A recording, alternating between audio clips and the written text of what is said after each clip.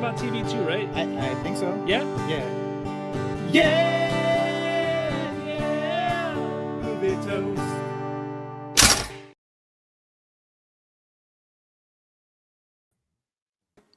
What is up, Toasties? Hey. Welcome to episode 232. Dennis, can you believe we're finally back? It feels like it's been forever. Oh, it's been too long, and I'm very, very excited to chat about some flicks with you.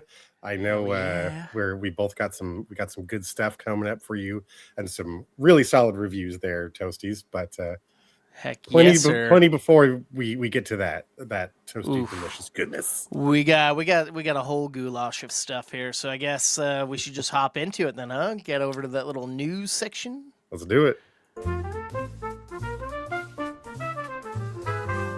Gather round, folks, it's time for the scoop. Tune your ears in, let's join the loop. Alrighty then, the loop. Let's start that bad boy here. Let's get it. Okay. Amazon and MGM have found the lead for their series Life is Strange. They have cast my old ass star Macy Stella in the lead role. I don't know. I know I talked about it on the show, but you haven't seen this movie, have you? I can't recall. No. I mean, I remember your review though. I feel like you did enjoy that one. Yeah, and this Yes. actress, man, top notch. I guess she's like a Canadian pop star, and she okay. killed it in this role. So I could kind of see her. I have never played the game, like we spoke before. I've never played it, but if she's half as good as she was in that film, I think this could be good casting. Nice. Yeah. Yeah, I know it's an intense story, and there's a lot of like moments that I'm sure a lot of the players who are fans of the game will want to see on screen. So I imagine the way video game properties have been getting treated and by the different studios, I can't imagine they're going to stray too far away from the source material. So should be an interesting watch. Heck yeah. But staying in the realm of video games here, things are speeding up for Prime Video's God of War adaptation. Sons of Anarchy star Ryan Hurst is set to star as Kratos, and Warm Bodies star Teresa Palmer is going to be starring as Sif. I feel like this is some pretty good casting here. I mean, Ryan Hurst has that badass, rugged look to him, and he's young lady awesome. looks... I've been a fan of his since Remember the Titans. It's is he Opie, right? That's his name. Opie, yeah, in Sons. Yep. Yeah, Like, and what is the he in most that tragic Viking deaths? show? I feel like he's in another badass manly show that I've never seen. I remember there was was it Outlaws or where he was like a mountain man, like the hillbilly gang that lived in the mountains in one show. I believe that might be what that image you're using might be from. I could be wrong. Okay, I was trying to figure out what that might be, but that one didn't last too him long. With shaved hair, yeah. But he's on a Netflix miniseries right now. Okay. That by the producers of Sons of Anarchy, The Abandons, I think. Oh, is that the other Kurt Sutter show that he got fired off of? I think so. Dang. I don't know. It's interesting casting just because of who's in it. I'm kind of curious. I'd like to check it out. But yeah, Ryan Hurst, that's great news. I'd forgotten. Apparently, he did voice a different character in the game. One of the later games. Yeah, which is cool. So good for him. That's gonna be. I'm excited to check this one out. Right, and I believe one of the podcasters on Kevin Smith podcast, Fat Man Beyond, is a writer on the show. Apparently, they're going in production in a couple of months, so I guess it makes sense that we're now hearing casting rumors about it. Well, not rumors, actually casting stories. Right? Yeah. Truth. Hell yeah. Woo! All right, so I guess we're jumping from video games, but staying in the realm of animate. Well, I don't know. My transition sucked on this one. All right. Cate Blanchett is set to reprise her role as Hiccup's mother, Velka, from How to Train Your Dragon 2 in the upcoming live-action adaptation. I don't know. I feel like, why wouldn't you cast Cate Blanchett in anything if she's willing to do it? Right? Oh, yeah. No, that's always an incredible performer. So there's... right? Seems sensible. If you're able to get her in your cast, then you're doing good. You're doing something right. Like, you got Gerard Butler to reprise his role. That worked perfectly in the last movie, so why not get her? It sucks that we can't have people like our main characters, the young kids, because, of course, they're not kids anymore. Yeah, Jay yeah. Baruchel and Jonah Hill and all those cats. But hey, have you got around to that live action one or No, not yet, not yet. It's goddamn delight? I definitely want to check that one out. I find it interesting though that they didn't then try to incorporate them in some other cameo capacity. Right? Like there has to be areas where you could bring in some of those cast members without a doubt. I would have thought so. And Yeah. I'm wondering if they'll actually do that eventually as the movies progress. Like say they get past 3 or 4, whatever the animated movies at, if they keep this franchise going, they could bring these characters in as, or actors in as different characters. That's true. That's very true. Yeah. So I got to see how it pans out. Maybe if this is as much of a hit as the original animated films are, then we're gonna get a whole run of them. I'm sure. Heck yeah, we are. Sorry, I just had to make sure my notes were accurate here for the next one. All right, so we're sticking in the realm of casting for this next story here, Dennis. Weeks after Scarlett Johansson dropped out of the live-action Tangled remake, it looks like Disney has found the perfect replacement for Mother Gothel. They've cast Agatha Harkness herself, Catherine Hahn as the film's villain. Wonderful. And they've cast, I guess, the Disney Channel film star Milo Manheim from Zombies as Flynn Rider. Mm-hmm. And a young actress from that DC show Titans, Tegan Croft as the heroine Rapunzel. So I feel like some decent casting there. Yeah, I got all the main players. Yeah, always going to be a fan of Catherine Hahn too. She's right? How do you go wrong with her?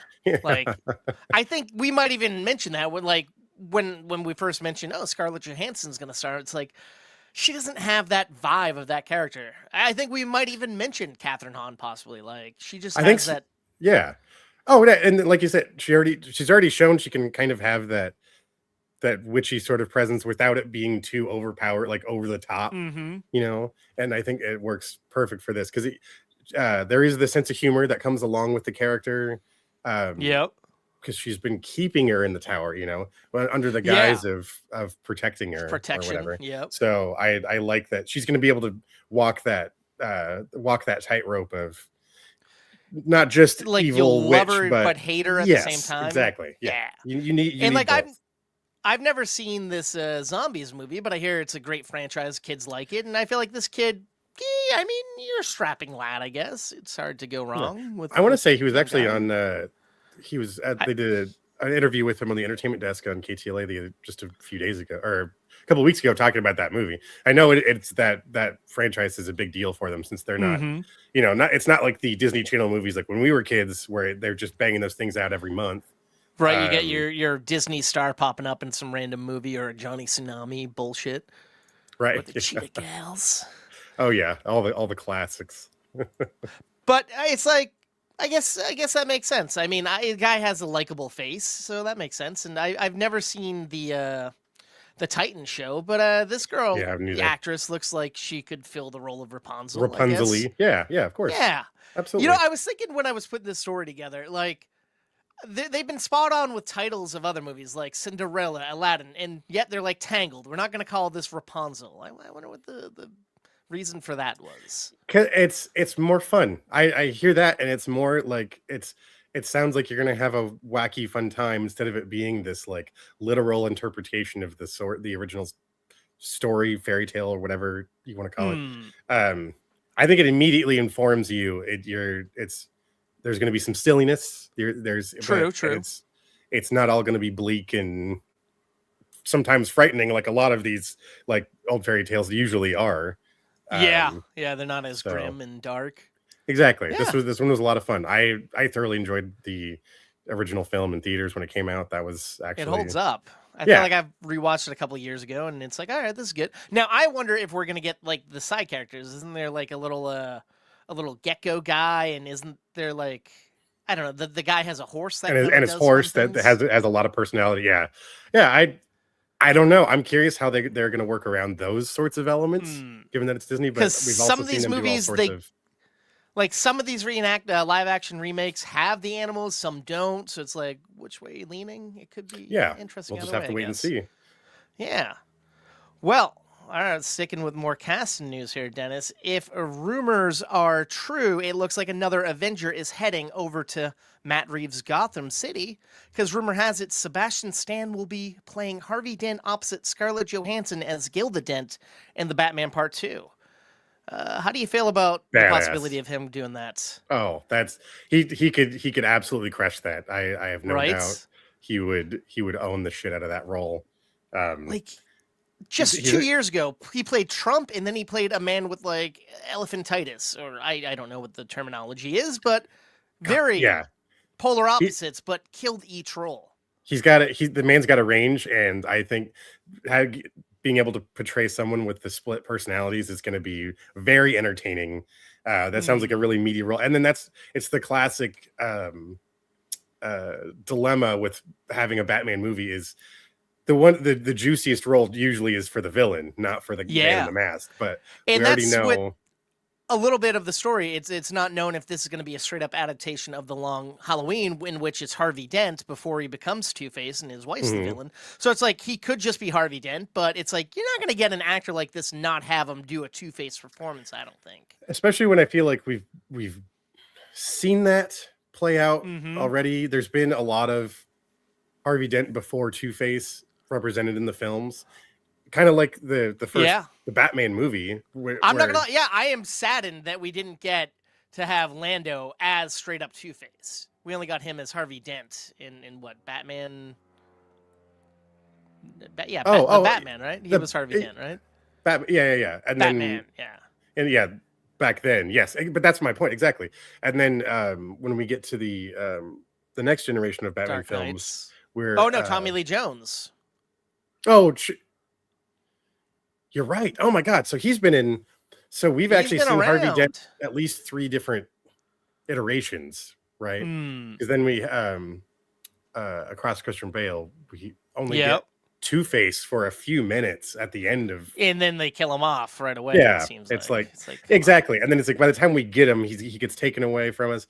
I kind of just want him to already be there, like you said. I guess the Tommy Lee Jones version, he was already Two-Face, but still, it's I think the first of the Batman movies did a great job of let's just jump in. We don't need the origin story all over again. He's already Batman. Let's do the same here. We already know who Two-Face is. Let's get at it. And then rumors have it that Barry Keoghan is actually coming in to play the Joker in this, because they kind of alluded to him possibly being the Joker in Arkham in the last movie, but I find this a little hard to believe because I think his time's very well taken up by the Beatles 4-part biopic that they're doing. But I guess you can work in a little bit of time. Right. I guess if you got a killer contract that lets you negotiate those things, then by all means. Right. But... And a couple of episodes ago, we talked about the fact that they were also casting an older man to essentially play Harvey Dent's father. And they were talking about Brad Pitt, but that didn't work out.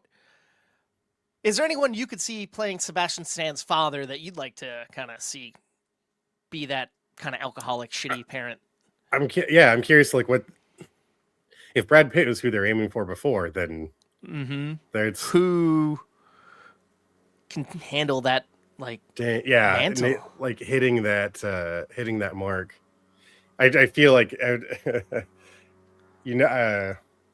strikes me as something I could see Nicolas Cage wanting, but I don't know if that would work so well. I don't know why coming to my head right now would be like another Avenger at one point, Edward Norton, but I'm like, is he too young to play his father? Oh no, I don't think so. I don't think he's, you could have just been young when he had him, but no, I don't think that's too close an age gap to play father son, especially if you just age him up a little bit too. It makes it a little more believable. But and then the one person who I'm kind of like would be interesting for that type of character, who everyone kind of says already kind of looks a little bit like him at a certain point in time and is very close to the world of Batman, would be Mark Hamill. I think could be kind of cool coming in and playing a different character. Actually, that would be pretty amazing to get Mark Hamill on screen in a Batman story. That would just be the full circle moment. But not as the Joker, so you can no. Of course not. In a more gritty sensibility, I suppose. Right. But how do you feel about the fact that we're getting 2 Marvel stars coming over? Do you think this is a sign that we're going to get more Marvel characters in the DC world? Or do you think this is a one-off? I think it's just all these people just seeing this is their career. Like they're securing their future. Get a few of these. Doesn't matter whether it's Marvel, DC, Star Wars, whatever the fuck. True. Get a few of Get these what under you your belt, can. and you're going to be setting yourself up for life. Essentially, you're always going to be Makes getting sense. these royalty checks. Like I think it's just playing smart. Like when Harrison Ford was talking about his involvement in the Marvel universe, it's like, look, Yeah. I just wanted to have fun. It was a great check. It was a great paycheck, and I wanted to have a good time. There's someone else that would actually be kind of interesting as Dude, Harvey that'd Dent. be awesome. Yeah. That'd be cool.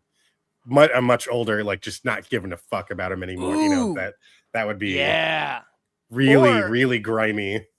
Oh, would dude, be because cool. he could be a piece of shit. Like, ooh, I'd That love would be cool. But now I'm like, we already talked about this. I didn't even think until you just mentioned that, like an older actor. Why not get Tommy Lee Jones back as the father? Like, he's already played Two-Face. Oh, that would be cool. Give him a little redemption for that Come back mediocre as movie A Dent. he did. Yeah. that would be pretty cool. But I'd watch Harrison Ford. Bring in all of the fucking living Star Wars. Bring in fucking Lando back. Oh, Let's just have another classic Star Wars. Sorry. I know, because I love Harrison Ford as that. That'd be great. He has Yeah. that grizzled Yep. persona. Could be a shitty dad. And then same thing. But- Have fun with it. Just lean into that. Just really asshole sort of behavior that we don't really get to see him do very often. Yeah, because he's just a curmudgeonly old man or the cool guy or sex symbol. Right. And even then, it's like, yeah, the curmudgeon part, it's usually in a very comedic light. You know, I don't know why. The first thing that pops in my head is like 6 Days, 7 Nights, where he's an asshole, but but a lovable asshole. Yeah. You can forgive his shittiness Yes. Yeah. because the charm. Exactly. God, I want to watch that movie. Was that Anne Heche? No. Yes. Yeah. Okay. Damn. And David Schwimmer was in it Woo. too. And yeah. Remember when they used to force the friends and things, and it's like, yeah, they could be movie stars, and then it never really worked. They out were for all. I mean, anybody they were just besides- trying to do their own thing. You know, funny enough, I think Matthew Perry he did the best He had a out the gate, and Hell then yeah. Jennifer Aniston quickly. Then the drugs kind of got him. Yeah, Aniston took over. Yeah. Cox had promise, True. but just got stuck in the Scream roles for the most Yep. part. Exactly. At And least then I can't even. Jennifer think of Aniston it. can pivot to different types of things, which is Yep. nice. Exactly. She's done dramas, done comedies, done. It's kind of run the gambit there. Too bad Matt LeBlanc couldn't stick with. Dude. He was a badass in freaking Lost in Space. Lost I kind of in wish Space. that It's like, that would I have want kept more going, of that. but Yeah. he couldn't do it. And least what we got? They're all good now, so Yeah, So- they're all set for life if they're still Yeah. alive. And we got Yeah. what's her face? Lisa Lisa Kudrow was Kudrow. analyzed that, right? As Oh, Billy shit. Crystal's wife, I think. God, see, I forget about which movies she was in too. But I don't know. Sorry, I mean, we went into friend stuff. no, she's got series. Yeah. Oh no. Yeah, Well, she's you good. know, this is a friend's house here, so yeah. Fair enough.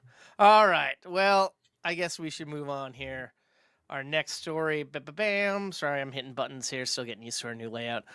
Press members who were expected to see the final chapter of Rennie Harlin's The Strangers trilogy were recently treated to something a little extra.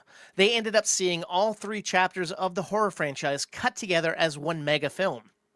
So Cool. fans are wondering if they'll get a chance to see the unaltered, uncut film the way it was originally written to a be one fucking giant 6-hour long version of The Strangers. thing. Yeah. Jeez. And it's I don't funny know. because I know a lot of people did not like this movie, so that's a bold move. I like this franchise more than the original, to be honest. Like, they're doing some fun interesting. things. Yeah. Huh. But Well, I mean, this is because isn't that when we went to that panel? Didn't they talk about Mhm. they had written all of it, right? yeah, Everything, it was the whole all story arc like was figured out. 300 pages or 200 and something pages Fucking as one wild, film. man. Yeah. That's nuts.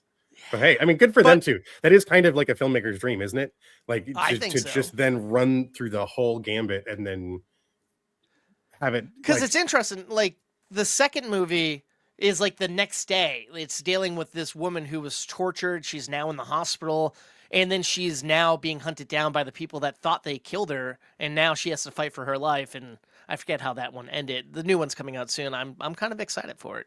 But Nice. can you imagine going to see a third movie in a franchise and be like, oh no, you're getting everything. You're here longer than you're expecting to be. That is That's all kind is of would say. fucked up. No, that actually would almost be a little upsetting. It'd just be like, oh fuck, okay, really? Right. Well, Especially right. if you hate the franchise and you're just You're doing it for a quick paycheck. and now you gotta run through the entire game, but all over again. But I mean that is interesting though, because I'm curious how that would feel going through all of the movements of the story. Like you said, especially when that was how it was written in the first place. Does it play well then to see it all in one sitting like that? Yeah. So, I'm wondering if we're gonna get this. Like, would you watch I it? assume it could be. I would. I'm not gonna lie. I would. I watched the whole bloody affair when they re-released it. Mhm. Would I spend money out of pocket? Probably not. Like, I know AMC Stubs memberships didn't let you see the whole bloody affair as one of your movies because it was like a $20-$30 ticket. So I went to another theater on a Tuesday when it was a $5 discount ticket, and I'm like, oh, yeah, I'll do that if they're doing that. But I can see this being more of like an on-demand or Blu-ray type of situation. Exactly. Yes, it should be a little more of if you want to, film buff, like collectible sort of thing. You know, if you're really into it, then that's Huh. Yeah, a little bit different. I thought I was kind of surprised when I read that the other day. All right, Yeah. So let's see here. Bam. Rapper and filmmaker Boots Riley is planning on making a truly intriguing movie. The Sorry to Bother You director wants to adapt Anne Washburn's off-Broadway play Mr. Burns, a post-electric play. It's a dark comedy set in a post-apocalyptic future where a group of survivors band together around a campfire as they piece together the plot of the Simpsons episode Cape Fear entirely from their memory. It just sounds like a madhouse. What? Uh-huh. This is a What? real off-Broadway play where people are playing. Yeah, I don't know. How do you get away Hold with doing on. this without getting sued by Disney? How many more layers? I'm like, okay, and then this is all a dream in a frog's brain in space in another dimension. Like, what the fuck? I'm like when I heard it, I'm like, that's a real fucking thing. What? That's wild. What? All right. Well, And all right. Boots. this director, his first movie, Sorry to Bother You, was a mind fuck of a movie that was awesome. One of my favorite movies of that year. But I don't know how you get through the legal hoops of doing this and like get signed off. Well, from Disney it must be there, because if the play exists, then there's already the groundwork's already laid out. So that path, that channel of communication is already open. So obviously it's happened, but I want to know how the writer came up with this specific random episode of The Simpsons to be like, this is what they're going to be talking about. And how to make that intriguing. People just talking around and piecing it together, and like, that's so wild. It's one of those things that you just kind of hope, like, I think you start writing and then you hope you get what you're asking for. Like when Val and I were at that the screening of the studio, and Seth Rogen was talking about, you just write it first. All of those cameos, all of those moments where you're hoping like you get the person or whatever, you just gotta go for it and then reach out and see if they say yes. And there are times where he's like, people have said no and they've had to adjust in a very truncated amount of time. And there have been times where they were just like, this would never, if we don't get this person, it will never work. So I think this is just one of those stories of somebody went for writing this wild fucking thing. And And then I'm not gonna lie, I'm kind of intrigued. I would see that if the tickets were expensive. I would be like, "What is this?" And I saw like stills of it. Like there are people in these like paper mache style like Simpsons like mask and stuff, and it's like a big fan of the show, I guess. Yeah, clearly. Yeah. Well, intriguing for sure. I hope that comes to fruition and that gets made, because I will review the fuck out of that here. Oh yeah. But there's another thing that I hope gets made that I knew nothing about until a couple of days ago, like The World. All right. In the vein of Maleficent, DreamWorks has hired K-pop Demon Hunters writers to write a Shrek prequel centered around Lord Farquaad. I don't know who's asking for that, but I am intrigued. Oh, come on And now. they didn't You know say he it was watched. Maleficent, but they said it was about the early years of Farquaad. So I feel like he has to be our hero. Why do I feel like we've talked? This has come up before. Didn't they? It might have been like allude in my wildest dreams. I would love to see that. Because I think the fact that we That makes never sense. got to see Farquaad again, like he was eaten, but then he was in the 4DX ride or movie at Universal. He's a beloved villain, I think, because he Yeah. was so well portrayed in the in the first Shrek film. He's a funny, lovable villain that you love to hate. And how do you not love hearing John Lithgow bring this character to life? Oh God, yeah. Bottom? So his voice work was fantastic for that film. So why not? That begs the question: would he come back to voice him? How much younger are we going to make him? That's true. you Yeah. know, Is if it it's like the Rise of significant, Gru, then- where he's like a child? But I think Steve Carell came did back it to voice still, right? Gru. Yeah. I think So- so. Why not? Heck yeah. But the development of this movie, nobody really knows if it's happening or not. They were just on a podcast talking about the fact that they were paid to write it. So I hope it happens because that sounds wild in my That could be fun. Yeah, I'd check that Heck out. Yeah. Oh, sorry. I got to really get used to these buttons here. After making roughly $250 million at the box office off a $35 million budget, it should come as no surprise that Paul Feig and Sydney Sweeney are returning for The Housemaid 2. I feel like I'm not shocked, but I know this is a series of books that people love, and clearly they're going to see the movie. And I love the movie. It was great. But the way it left off and where it could go, I'm not really interested in seeing that. I'll watch it. I'll give it a shot. Interesting. Okay. I just don't like the premise of where it's leading off to. But I guess if it works for books, Well- maybe there's a hook. Yeah, no, exactly. If there's already an audience that's there and you're banking on the current fame of Sydney Sweeney to keep interest alive, keep people coming back to the theaters to see this again.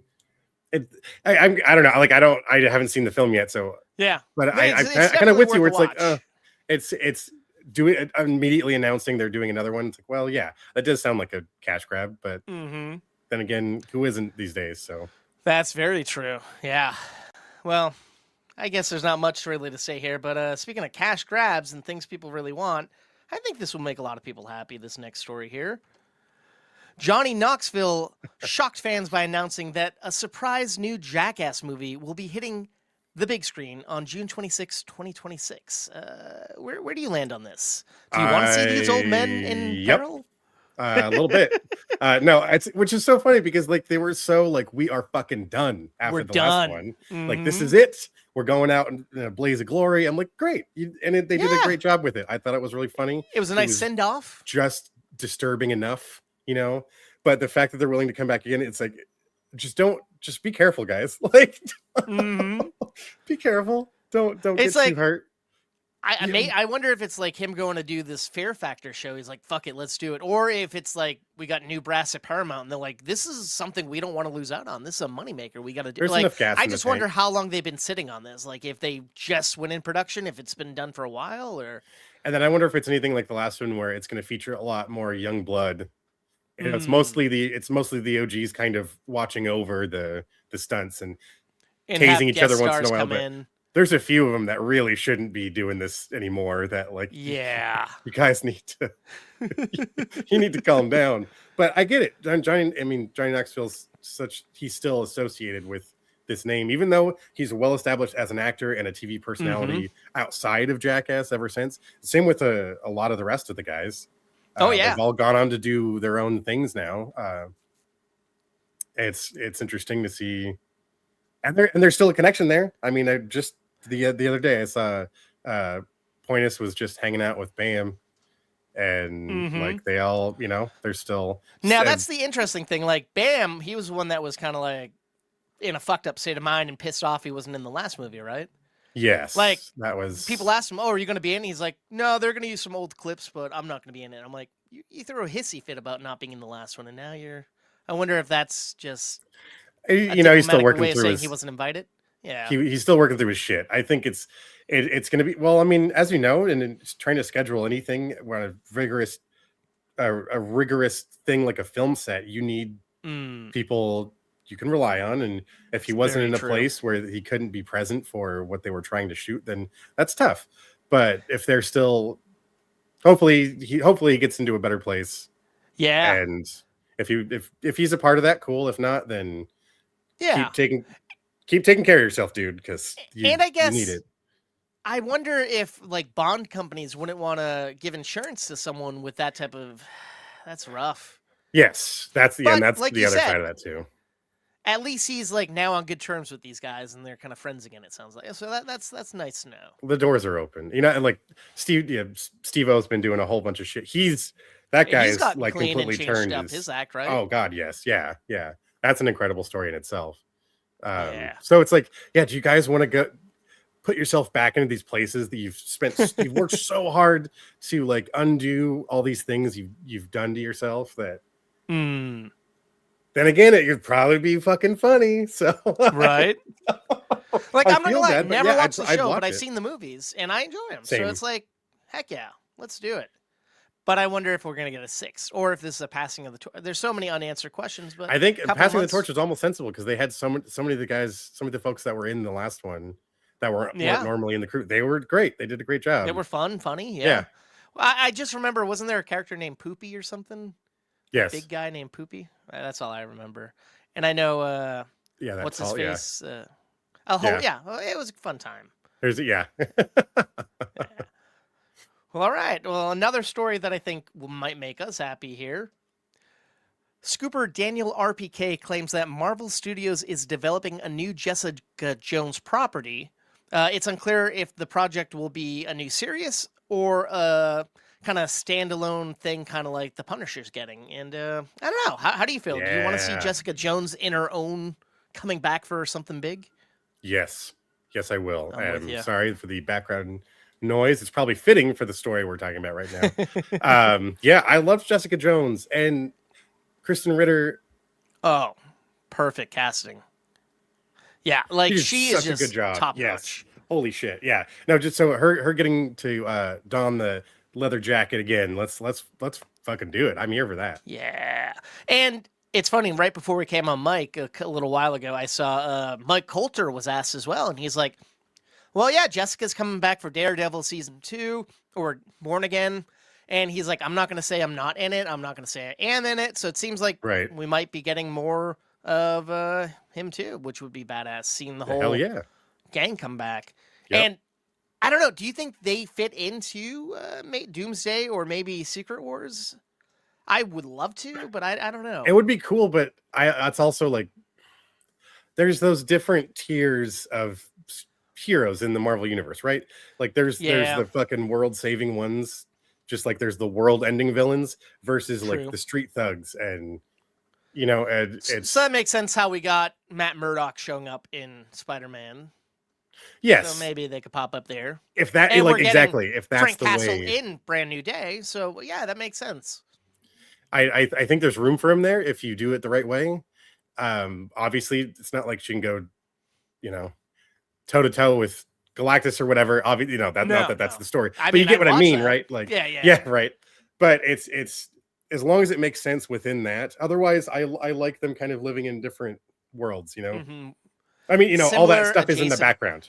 Yes, Yeah. exactly. We're gonna acknowledge those things happening, but our world is right here. Mhm. I like that feeling. I'm with you on that. All right. So up next, the Russo brothers are building up hype for Avengers Doomsday early by getting fans of the superhero team up reading in between the lines in an interesting way. When they went on Twitter recently saying, what you've been watching for the last 4 weeks are not teasers or trailers. They're stories. They are clues. Pay attention. Doomsday has begun.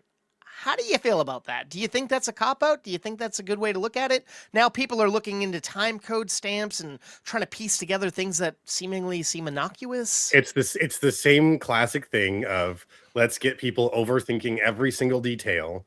Obviously there's things there if they said they're there. Sure. But it's they knowing how the internet reacts to the stuff like that, and it's just clever marketing. I don't know. Yeah. I think it's fine.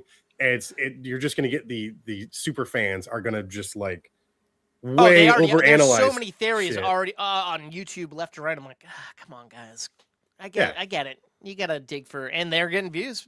And it's like, some of it could be plausible, but I like the fact that they're like, we're giving you random things. Because in the Endgame and Infinity War trailers, we got all these shots of things that didn't even happen in the movies. So it's like, all right, at least they're being upfront and being like, hey, we're just trying to get you excited a year in advance. Of course. Yeah. And that's what it is. It's igniting, it's starting that fire, getting the hype train fucking rolling down the track.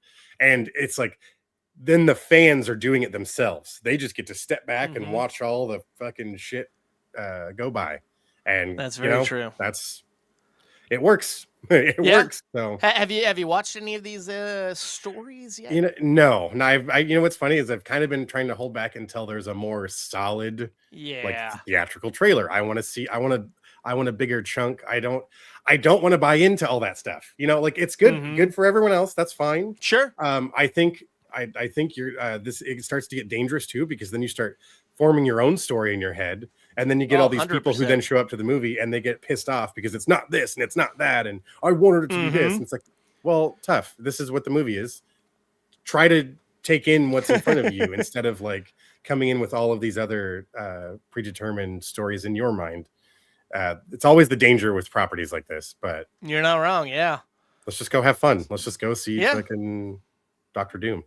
Right. And then have you seen that Robert Downey Jr. and Timothy Chalamet are like trying to get people talking? They're like, oh, we're calling it Doomsday. And it's like, yeah, guys, you can't fabricate a Barbenheimer situation. It has to happen naturally because they're both coming out on the same day. Right. I don't know. That's it.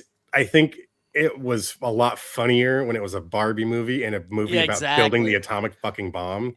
Not too movies that, like, honestly, the same person is probably going to see both movies. Yeah. So, mind you, I actually saw both Barbie and Oppenheimer in theaters too.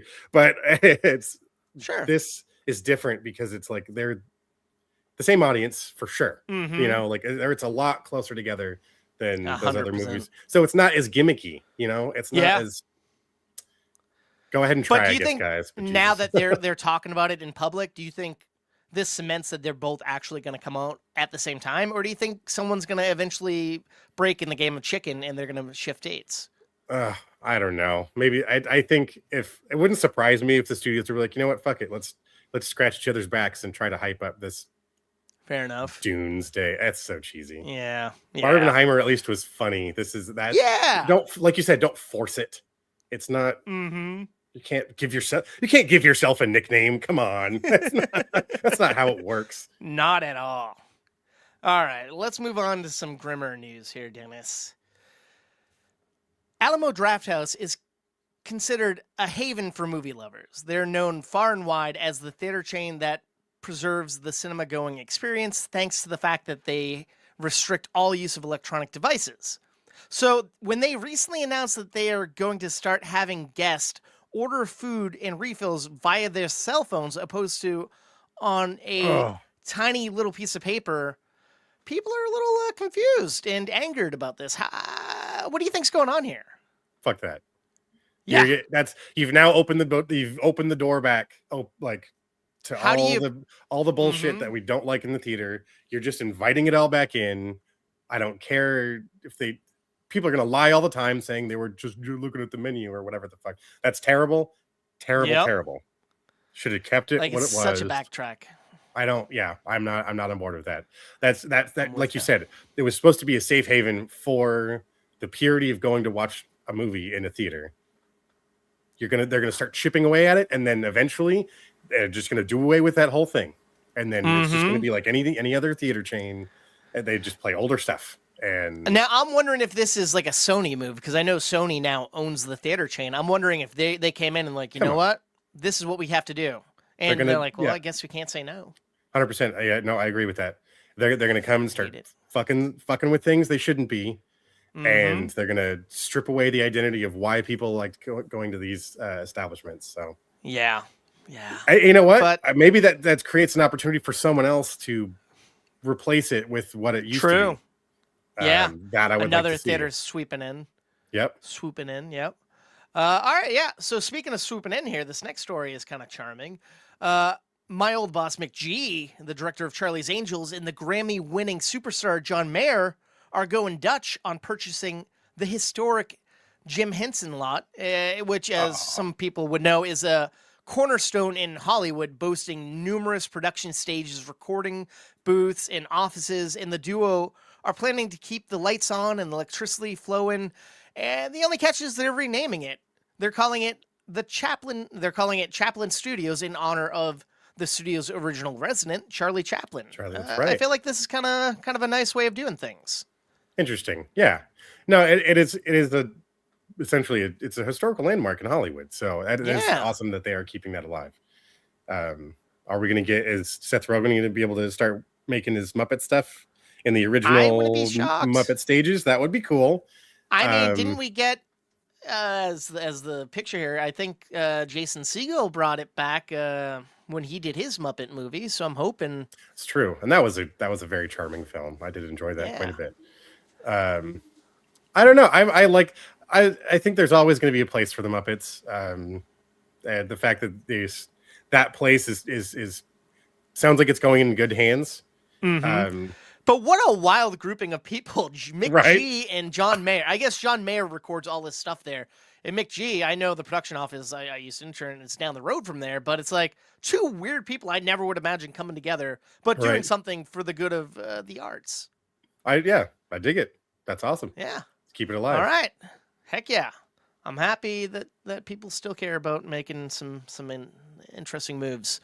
All right. Up next, the big story of the previous 2 weeks. Yes. After roughly 14 years, Kathleen Kennedy is stepping down as president of Lucasfilm. Stepping into her shoes, you have Dave Filoni as the new president and chief creative officer. Alongside him will be co-president and co-chief creative officer Lewin Brennan. I don't know. I feel like you damned if you do, you damned if you don't. Like, I've heard some people are excited, some people are let down. I feel like I don't know as many Filoni things, but being a fan of his work, how do you feel about this? I'm actually very excited. That would be the person I would choose, or that I would hope got to that position, and he did. Now, I know there's a lot of people who aren't fans of Kathleen Kennedy. Obviously, I've been seeing that all over the internet. But sadly, she did make a few moves that gave us some really awesome properties that many people enjoy and love now. She brought the franchises back from the dead. Like, you got to think, when Lucas left, there wasn't anything really happening besides a couple of animated shows. And give or take, we got Rogue One, we got Andor, we got a couple of good movies. I don't know. I think Mandalorian doing what it's doing for the franchise now, bringing in fresh eyes to the Star Wars universe, where people who had no interest before are now getting to enjoy something outside of the normal realm of the Star Wars films. Dave Filoni, growing up a fan of Star Wars to the point to where he even he George was like Lucas was Lucas's impressed mentor, with mentee. Yeah. Exactly. That like, man has created so many wonderful stories. Now, some of my favorite characters came out of things I'm just a little afraid because didn't people say like he directed and wrote Ahsoka, which I know people were mixed on, but I get that was his first time doing a live action show. And I assume he's probably learned a bit from that. They're going. And that was his too. I think that was his character too. I feel like that's kind of his baby. Ahsoka Tano was created during the Clone Wars, the second iteration of the animated series. He had so many incredible story arcs, gave us so many awesome characters that we'd come to love long after, giving the clones an identity and so many other Jedi that we now appreciate. Expanding on other characters that we'd only got little fragments of in the past. And one of my favorite Sith then Force neutral characters, Asajj Ventress, she gets to have this fully fleshed out story that's awesome. Way more of Thrawn than what we just had in the novelizations and the comics. I am very excited for what he has in store for us in the future. You want a Star Wars fan to be in charge of Star Wars. Yes. Like, I feel like this is kind of like Lucasfilm's version of DCU. Like, you got James Gunn doing the creative and Peter Safran doing the business, and we got Dave Filoni doing the creative and Lulin doing the business. Now, do you think we're going to get kind of a James Gunn type of situation where it's one person with the vision and actually focusing on a story, not just bringing in different filmmakers throwing pasta at the wall here?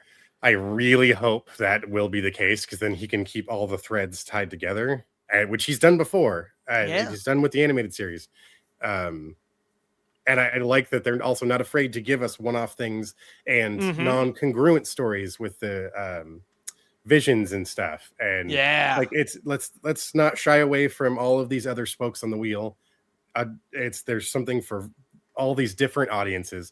It isn't. I like it doesn't have to be the same one person watching all of Star Wars, and you have to accept everything. Like I just watched Young Jedi for the first time over Christmas with my nieces. And is that the kids' great. animated, adorable looking show? It was really cute. Like I enjoyed it way more than I thought I would, and I get why making something like that exists for the audience. It is, you get that soft like introduction into the world of Star Wars, especially when we're in an era of there's now a third or fourth generation even that could be enjoying Star Wars for the first time.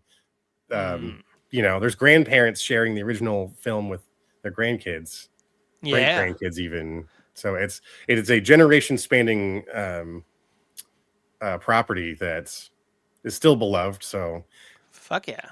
Yeah. Now, why not? do you think we're gonna get all these different, like in her exit interview, she mentioned all these like threads that are still up in the sky, like Taika's or Mangold's or even Donald Glover's stories. Like all these things have been written.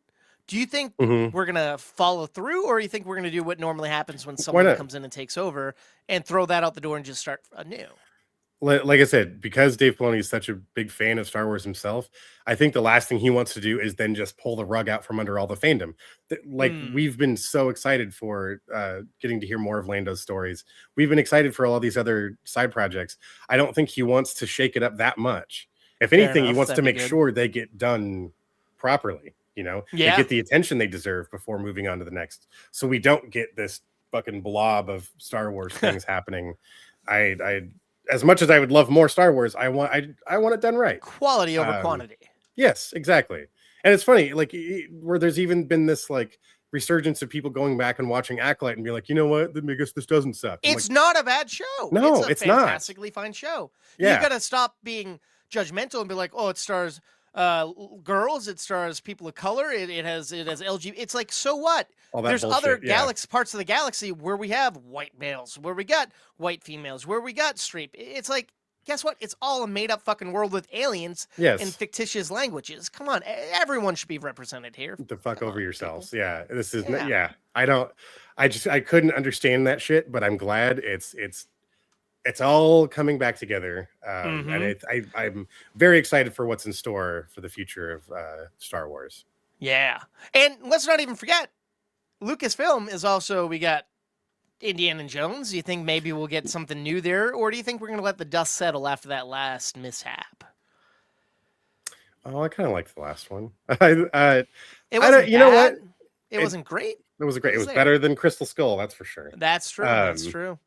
I don't know. I think obviously the main focus is going to be Star Wars, but you're right. There are the other properties. Like, is that something, would they bring back young Indiana Jones and start doing those stories again? I mean, we're about in a couple of months getting a young Sherlock series. Why not another young Indiana Jones series? Get a new fresh-faced kid in here. Yep. You can get Harrison to do voiceover in the beginning and outros. That would be great. Oh my god, that would be awesome. Yeah, the Tales of Indiana Jones or whatever. Like, maybe do something that fans wanted with the last movie that we didn't get. Now that Ki Hong Kwan's so big, what if we get a short round series? See what he's up to these days, or a one-off movie. That'd be cool. It's not like all that skill set would just go away. He lived through some shit as a kid. Yeah. You're right. What if he just kind of kept being the badass that he was? That would be an interesting story to follow. Now, I know we got to move on, but do you think there's a chance in hell that they might have offered this role to Favreau, since he was so instrumental in reshaping the franchise? I don't know. Do you think maybe you wanted to focus elsewhere? Filoni was always at the top of that list. Favreau's, I think, would be great. Showrunner, director, Sure. He's great for the role he's in right now. I think he needs to stay right there in that pocket because he's given us some incredible stuff. So let's not fuck with the machine. Whereas Filoni can sit that next rung of the ladder above and keep all of the threads straight. Make sure that we're not overproducing things. We're not giving Fair it. enough. I think this was always the move. I'm with you. If I had to guess, I'm wondering why he didn't get the position earlier on. I guess it makes sense. Kathleen has been there since Indiana Jones in the earlier stuff, and I think she was the only one Lucas wanted to leave it to. And maybe Dave had to prove himself over time and grow into that role. I don't know. I think that's fair. Yeah, I think he did. It's after all these, 2 decades he's been involved in the creation of Star Wars projects now. Right. That he's shown he's got the chops, and I think it's like that. I don't know the maturity, I guess, so to say, of being able to hold his own in that spot, and then continue to deliver things that Star Wars fans have come to love. So fair enough. Hey, yeah, I'm with you, man, and I can't wait to see where this is all going. And this next story kind of snowballs from what you're saying about not fucking with the stuff that people know and love. After rumors were swirling around that Netflix had been trying to shrink the theatrical window for Warner Brothers films to a measly 2 weeks, Ted Sarantos recently came out saying that Netflix will commit to the 45-day window once the WB acquisition is complete. Now, do you think this was always the plan, or do you think there was just so much backlash they had a course correct? I think it was the backlash, because that is just fucking ridiculous to restrict it that much. And like we said the previous time when this came up, that's just unreasonable. It's not feasible for most people. Not everyone can just drop everything and go see the movie as soon as it comes out that week. And then you're congesting it too much. Like I don't want to have to be stuck in the theater, a packed theater full of, again, the shit we bitch about all the time. Like, I don't want to have to deal with that stuff. If I have the option to wait wait a couple more weeks and see it when the crowd's thinned out, that's perfect. It's easier. I want to, I want to be able to enjoy watching a film at the cinema and have that shared experience in the way it was meant to be, not just, well, we technically did it, so now we can qualify for awards. Come on, bullshit. Come on, give it, especially when you make things that are so cinematic to begin with, give us the chance to appreciate it on a big screen. I'm with you. I'm just happy that they've come to their senses. Yes. And hopefully cinemas stuck to their guns, and they're like, fuck you, if you want to show your shit, you got to do it this way. And it's like, we gotta keep the fucking lights on in these things, man. These projectors ain't free. Not at all. Fucking McGee and John Mayer can't save everything. That's right, Come on, folks. Yeah. Oh boy. Well, that's gonna do it for us in our news section here, Dennis. I feel like that's a lot of stuff to chew on here, but that it was. I think we get to the second portion of our show here, a little thing we like to call polls.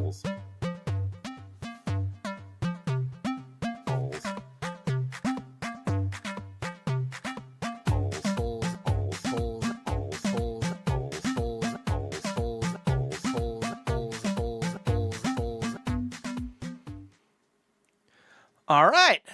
Up first, on episode 100, fuck that. We're well beyond that. On episode 232, I can't, 231 now. I can't believe that's so crazy. I've been saying 200 plus for months now. But the fact that we're 200 episodes in, that's a beautiful thing. Okay. So disregarding my note here, on episode 231, we reviewed the film Begonia. So I wanted to know, out of the favorite, Poor Things, Kinds of Kindness, and Begonia, which is the Toasty's favorite Yorgos Lanthimos Emma Stone collab? I know you probably haven't seen all of them, but I feel like you've heard or seen yet. some. Yes.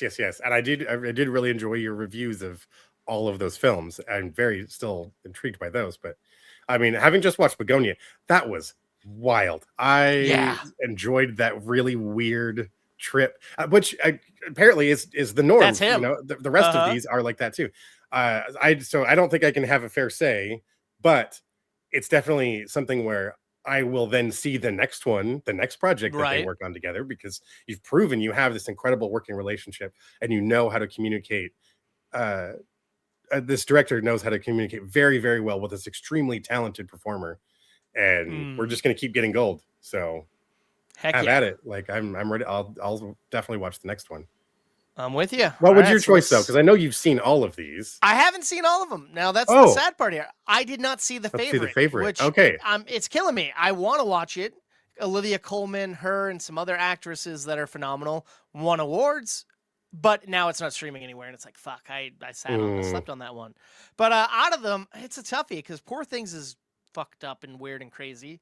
Kinds of Kindness, I really dug for an anthology movie, and Begonia, like you said, it's just so out there. But I think I'm gonna go with Kinds of Kindness personally. So, Nice.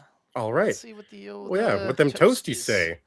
Yeah, 0% for Poor Things. So I'm kind of Just surprised wild by to that. me. Yeah. Yeah, That was so talked Ruffalo about. and Willem Dafoe. Yeah, that won awards. Yeah. That's what got this whole party started. Well, I guess the favorite happened first for them. But either way, all right. Up next, we got 0% for Begonia, which is crazy because I feel like everyone's talking about Begonia. But Yeah. I loved that. yeah. All right. 50% for the favorite and 50% for Kinds of Kindness. So a nice 50-50 split here. Interesting. Okay. Right? Yeah. Huh. But Funny I enough, it is highly the one suggest- that neither of us have seen. But Yeah, yeah. I will say Kinds of Kindness I think is on Hulu. So if you've Yes. got like 2.5 it's on my hours, queue. Toasties, it's a trip. It's funny, after you reviewed fucking Begonia, I'm like, I'd rewatch that, and I tried getting Sarah to watch. It's like, no, I don't want to watch. People got to stop working with these like weird directors and stuff. I'm like, all right, I tried No, because that's one crazy movie. it is. But, It really is. But in a way it's that heavy. I really enjoy. Yeah, like it's Yeah. It's Yeah. not for everyone. I'll give No. you that. for sure. Yeah. All right. So also on episode 232, I had 131 written in my notes here.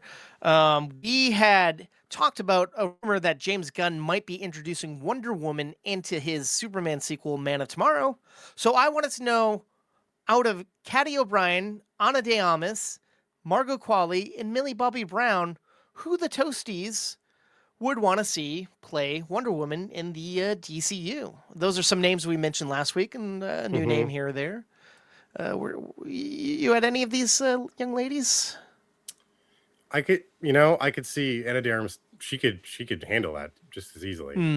That brutality and physicality. Yeah, and obviously Millie Bobby Brown has the chops when we've seen her do it before, especially the swashbuckling aspect with that. What was that fairy tale film she was in? We said the name on the last episode. Yes. Fuck. So like I know she's capable, Yeah. but I would be most curious about seeing Margaret Qualley do it. Right? So, Give her a little something more. Yeah. For me, I'm with you. I would love to see Qualley, but I think Caddy O'Brien is this actress who's been growing on me more and more each time I see her. She has this bruteness and physicality and likability. I think I'd go with her after her than Margot. But let's see what the old Toasties had to say. All right, trying to get that one shot here. Oh, if I hit away, sorry. All right, 0% for Caddy O'Brien. All right, that makes sense. I guess she's not as big a name. 0% for Margot Qualley. So the Toasties are not on board with our casting decisions here. yeah, Makes sense. Already 0. 0 for 2. 0 for All 0. right. All right, Fucking that hell. leaves 50% for Ana de Armas. So you did mention her, and 50% for Millie Bobby Brown. So I guess we're I not think- far off. No marks against Millie, but I kind of feel like it's just kind of a hot topic since, Yeah, with Stranger Things Stranger just Things ended. and all that shit. and there was all that hype about all the, people are thinking there was more to the show or whatever. Mhm. Will there Um, be another episode or not? Yeah, which of course not. Fuck it, it's done. Why would It's they? done. Yeah. Yes, Move it's on. over. Which I guess they did like a little spoof of what another episode would be on SNL recently when Finn Wolfhard was on. But I still Oh. haven't finished the series, so I didn't want to watch that spoofy commercial. Yeah, you don't want to. Yeah, don't want to ruin that. I had plans. I was gonna catch up by today. I was gonna be finished, but life just happened, so I couldn't. But I As gotta it say, my does. biggest, because I know we mentioned about talking about it, but my biggest thing with it is I feel like there's something happening in each episode. Then one person tells someone what we just saw. Then another person tells a different person exactly what they just learned from. It's just telling someone on top of selling someone on top of selling someone. It's like, fuck. And then yesterday, I think it came out, Matt Damon's like, yeah, Netflix wants it written in scripts where people are reiterating everything that happened because people are always on their phones. I'm like, that's the Exactly. Sci-Fi Network, like we heard about. Right? It's No, crazy. it's exactly. It's like, and I think that was a part of my issue. Again, we can talk about this after you finish the series. When we get into it. But there's definitely specific issues I had, and then you literally highlighted one of my problems. And like, it got so repetitive in that regard, and I'm tired of movies having to do that. And I know there's a movie that you're going to review that we can both talk about later that It's both of us, yeah. started to do that same thing, and but that's jumping the gun here. Yeah, James but I don't He know. didn't make And it. then of course, since I got you, I like that. I like that James Gunn jumping the gun. I like that.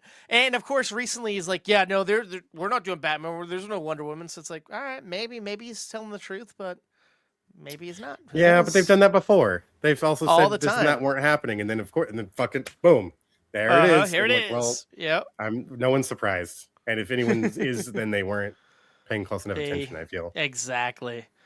So I guess you teased it. We got some movies to talk about. Should we hop into that little segment we like to call reviews? Let's do it. It's camera action, it's review time. Dennis and Adam, we gon' blow your mind. We're stepping up to the plate, ready to swing.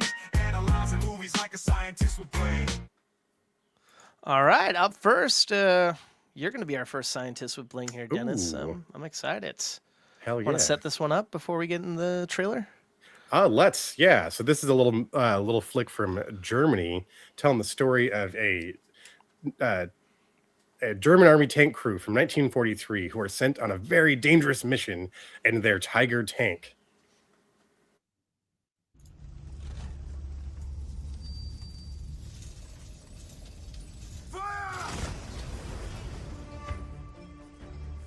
So what's happened to our Tiger? Just a little battered and bruised, but you'll soon be ready. New mission? It is, yeah. On this mission, we have to determine the whereabouts of Colonel von Hardenburg and escort him back. Shit. 5 kilometers to the front line. Then it's all eyes open.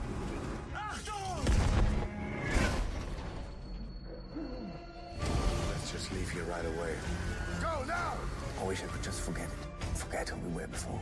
Romans fighting for Rome forever, never stopping to rest. So the Latin teacher, wine grower, and the train driver find themselves just as caught up. We reap what we sow.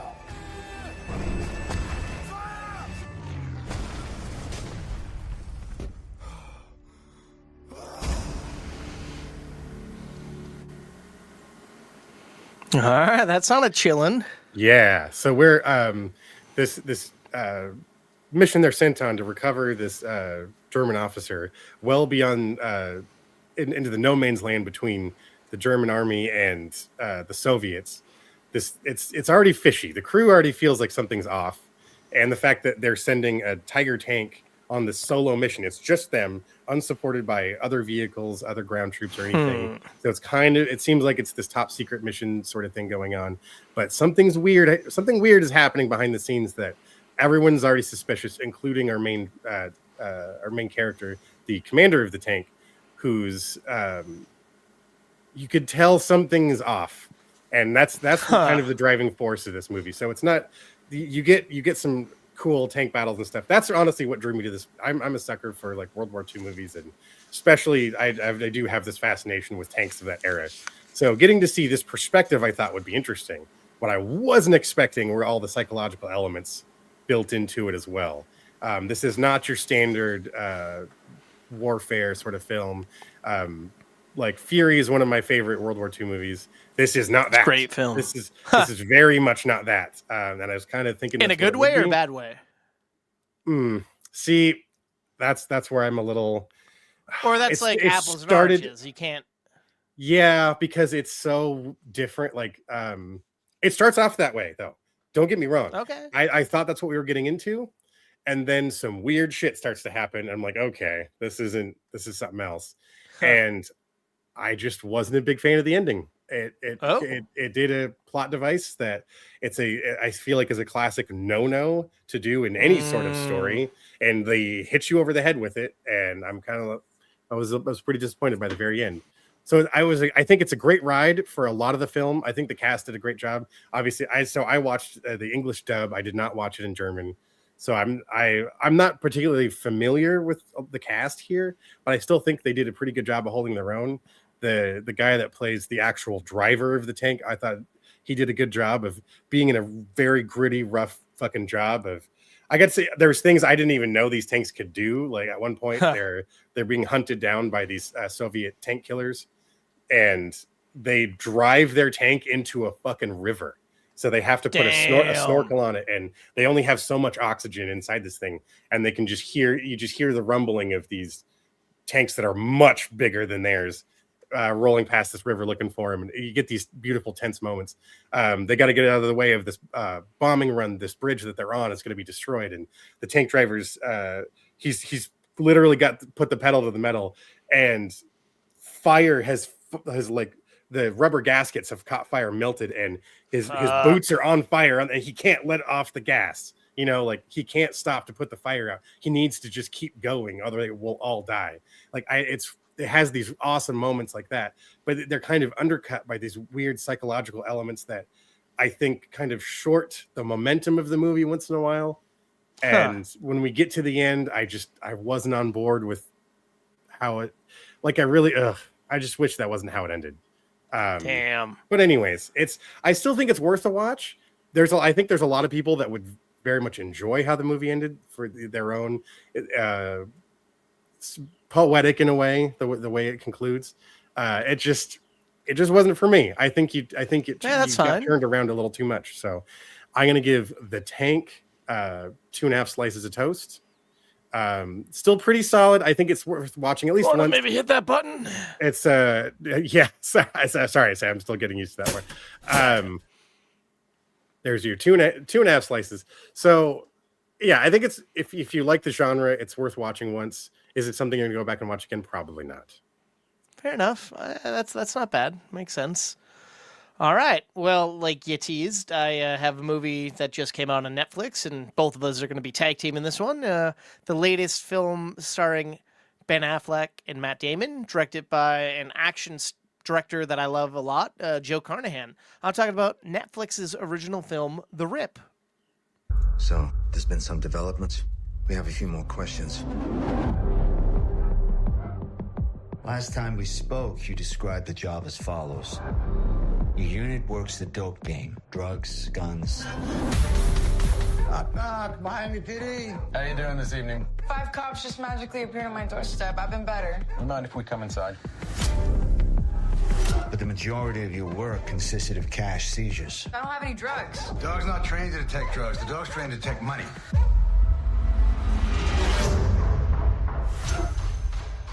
How much was the tip that came in? 300 grand. That's a $20 million rip. It'd be so much easier if we just stole this money. I swear to God. You should just take whatever money you want and walk away before this goes really bad for all of us. No one needs to die tonight. You have 30 minutes to get out of that house. What we do right now and who we talk to matters. The longer we stick around here, the dicier this shit's gonna be. Tell me what's fucking going on! Do you think I want to jack this rip? I don't trust you right now, and that's a fucking problem! Any ideas who might want this money? $20 million. Where do you want to start?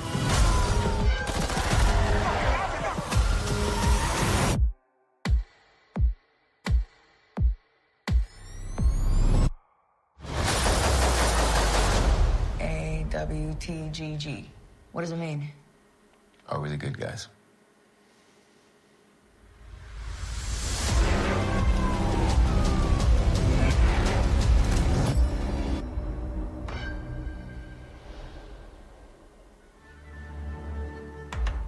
All right. So, as you probably could hear from that trailer, it's essentially about a group of Miami cops who get this lead on a house that has what some people are claiming is a couple $100,000 worth of money, or what, 250,000, I think it was. 300,000. All right, 300,000. And they go there and they very shortly realize, oh, that's not accurate. There's over $20 million here. This has to be cartel money. What do? They start getting phone calls. Somehow someone knows they're there. And it becomes, can we trust each other? The person on the phone saying, take the money you want and leave, and everyone's going to be fine. If not, we're going to come and kill you, or deal with the consequences. And all these cops have their own personal struggles going on in their lives, and one of their own was recently gunned down, essentially because of the information about this stash house. And it becomes this siege movie, and it's like you don't know who you can trust the whole time. You want to trust this person, but then you learn something, then you can't trust them, so you want to trust that person. Twists and turns. Pretty good cast. You got Matt Damon, Ben Affleck, Scott Adkins, Stephen Young, Tiana Taylor, Supergirl herself, Sasha Calley, Kyle Chandler, and a couple other familiar faces. And this movie has a dark, gritty look to it. It has some very stylized action, but like we mentioned earlier, we're getting a lot of like reiteration of, well, I said this to this person. I said that to that person. Oh, well, this just happened. Well, now I'm going to tell you. And it's like, we just saw all this. And this is an hour and 52-minute movie. So if we got rid of them talking about what just happened here, what just happened there, we'd probably cut it down to a nice, tight 90 minutes that would play better. Yes. And I wouldn't feel so like pandered to. I wouldn't feel so like you're trying to dumb the story down. That honestly is not hard to follow. I'm like, so I liked the visual style here. The grittiness that Affleck and Damon bring to the screen, great. And we know they have that chemistry, which shows on camera. And it shines. It's that part is great in this film. I liked this setup, and I was like, oh shit, okay, I think I'm liking where this is going. But it keeps undercutting itself with the same shit we were just talking about. And I'm like, God, this it started off so strong, and then by the time we got to the end, I was done. I was ready for it to be over. Which ending? Are we talking about the ending that should have been the ending, or the ending that kept going, or the ending that was the ending? There was like 3 false endings that it just kept going, and it's like, just end it. Put it out. And I knew the whole time, so that's why I said this. And I'm like, but I didn't know until this point. And let us show you now. We told you, but let us show you what just happened. Now, I'm not gonna lie. There were some twists and turns I didn't see coming. There were some twists and turns I did see coming. It was an interesting little roller coaster ride. I'm not gonna lie. The one character in this movie I was so afraid for the whole time was this money sniffing dog. I'm like, oh, don't kill this dog. If you kill the dog, I'm out, man. I think the dog lived, but it's like, I feel like the movie thought it was smarter than it was. Like you said, we knew what was happening, but it didn't trust us. It had to hold our hands, exactly, which really hurt the movie. I find that insulting. Yeah, and I'm just like, oh god. And then it makes the movie feel so much longer than it actually was. I mean, it's not a short movie, but still, like it's. Yeah, I was really excited for this too. I just don't think it. Like you said, you could cut probably 30 fucking minutes out of this thing, and I think it would be a lot better for it. Oh, stronger, tighter. Yeah. I didn't hate it. No. But same here. I didn't hate it. If it avoided all that shit we just talked about, it could have been such a stronger movie. Yes. I'd give it a much higher slice rating. This is by no means is it like a 0 or a half slice. Don't get me wrong, folks. So if you don't know the name Joe Carnahan, he's the writer-director. He's done movies like Smokin' Aces. I love that movie. The Gray with Liam Neeson. Fantastic movie. Great movie. But he's also done some other movies like Boss Level, not so good, The A-Team. But then he had this kind of cheesy movie back in 2021 called Cop Shop that was so fucking good. But his last movie was called Shadow Force. It came out last year, and it was a rough one to watch. So this guy has really good action-packed movies and then misses. And then good movies and then misses. So it's kind of like the Tyler Perry effect, I like to call it. Like, good movie, bad movie. Right. And it's too bad because it's not like you can't blame the cast. I think they delivered on what they needed to be. Yeah. You can't really, like I said, I think it looked good visually. I think it was shot well. There was very limited locations. You could tell they banged this movie out fast. Oh, fuck yeah. Like a few weeks worth of work. And that kind of helped the rough and grittiness of it. It kind of sold it a little more as like, oh, this is a non-fucks giving movie. Like, we're just giving you the shit. Yeah. I don't know. I hope it's not what do you something that they slice in didn't this try to bad make boy? a series Yeah. out of. I don't So, think you can if you keep up going where this was going. It's like Yeah. one and done. And we've kind of seen the story before. It's like, We these have. cops, they might be dirty. Oh, are they going to take money? Who's going to stop them? I was just saying, getting this after there being 2 Den of Thieves movies exist. It's that like, are fucking good movies. yes, yeah. I love this. That first one I really enjoyed.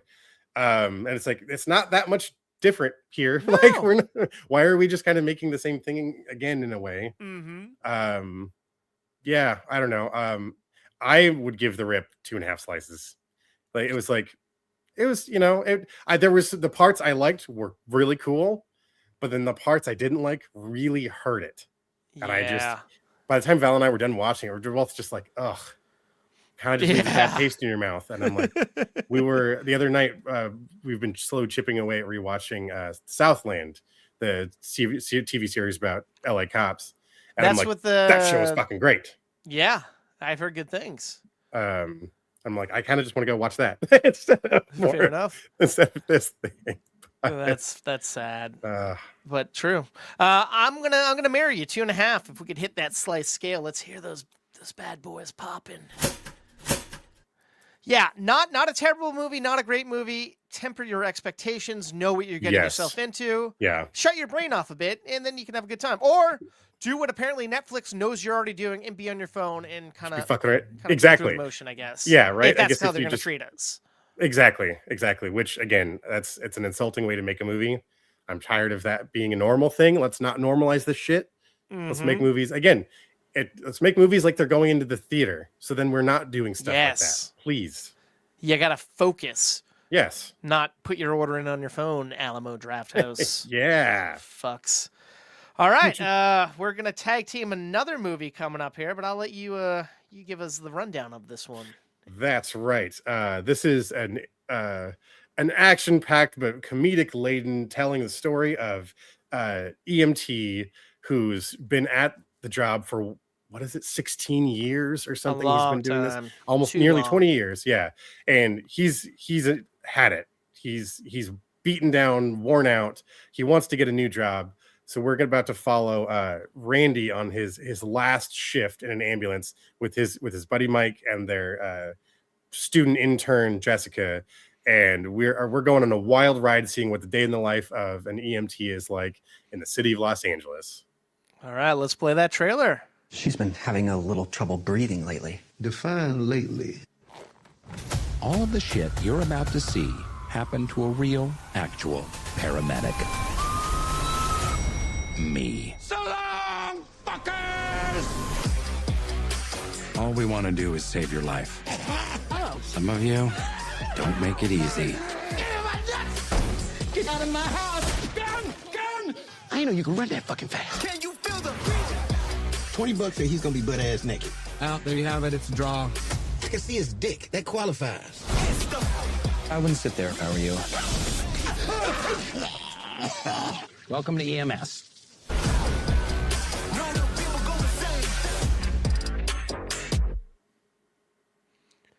Oh man, I can't wait. I saw this when it hit theaters. I saw this after like 3 other movies. End of the night, 10 o'clock, normally dead. I'm like, all right, I'll see what this is. I like these actors. And Right. I was on board the whole time, so I'm happy to finally be talking about it. Fuck yeah. I can't wait to hear what you have to say. So this one just landed at Hulu, which is why it was brought to my attention. And I'm like, I had the same reaction. It's like, are you kidding me? Rainn Wilson and Lil Rel Howery, 2 incredibly funny, incredibly talented actors, and then Play off each other perfectly. Oh yes, as well as Rob Riggle, Amy Carrero, a little bit of Zola Mari Dueñas. Oh yeah. I forgot he was in here. Yep. I forgot. What's his face from fucking Cobra Kai? Yeah, Yvette Nicole Brown. Yes, Oof.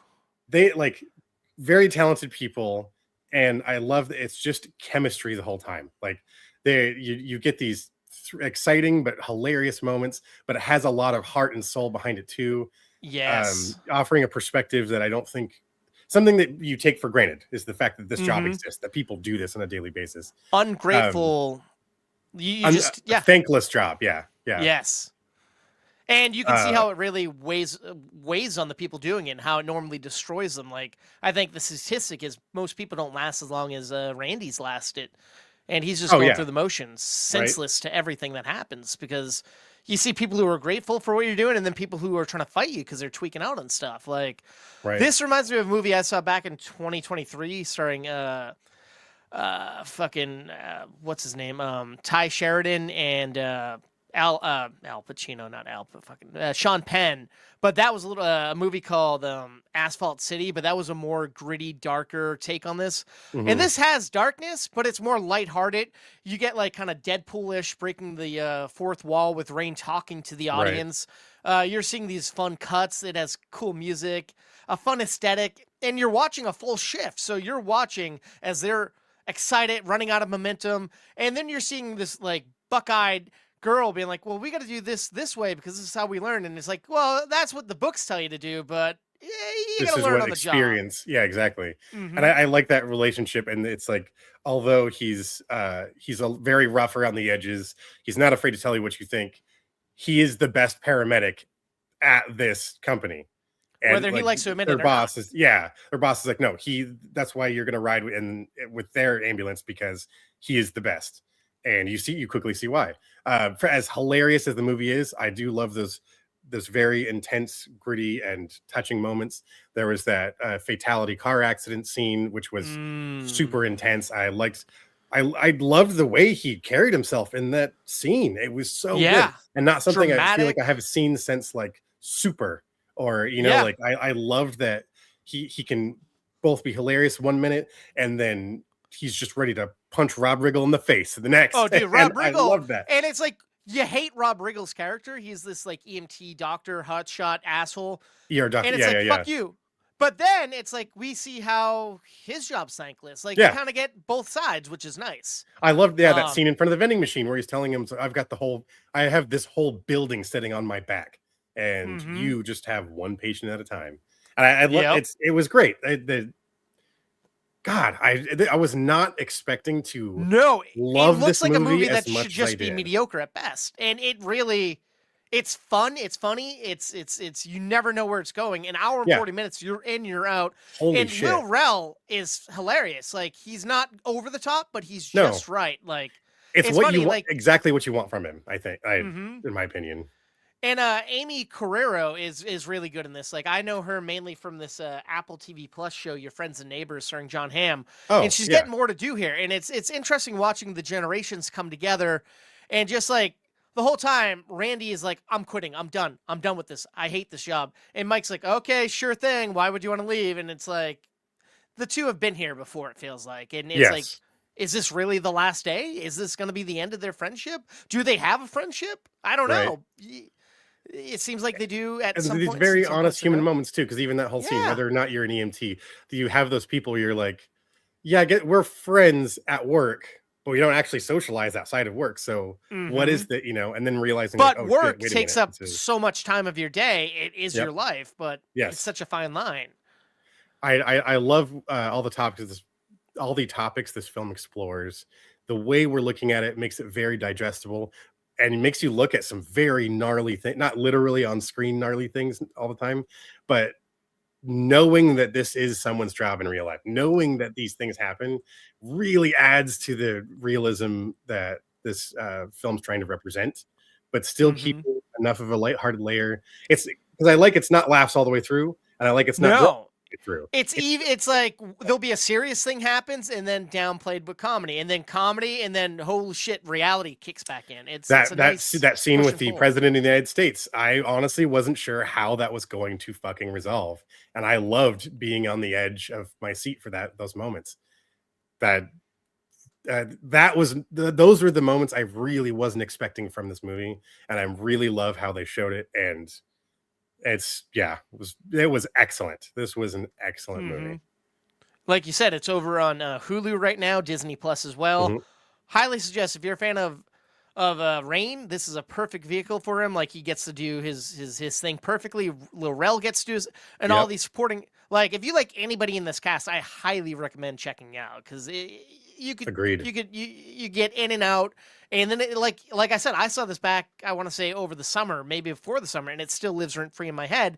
And you just watched it, and like you can hear the excitement and the interesting aspects that you're getting to see here, because we don't really get to see what an EMT does. We don't get that true raw, like, I got to shut off all my emotions to do my job. Like, we just see, oh, there's an ambulance going by, and you forget all about it in real life. Right. Yeah, sorry. Oh, no, it's like, it's something that I feel like it's a topic that's only really covered in series and on television these days. And even then, it's kind of, I feel like a lot of it can kind of be told in a very similar way. And we kind of repeat those things. I love the show Emergency, where it is the firehouse EMTs that you're following. This very much reminds me of that, of like, you can't just have it be the gritty, dramatic, intense scenes and then just go bang, bang, bang, rolling through all of those.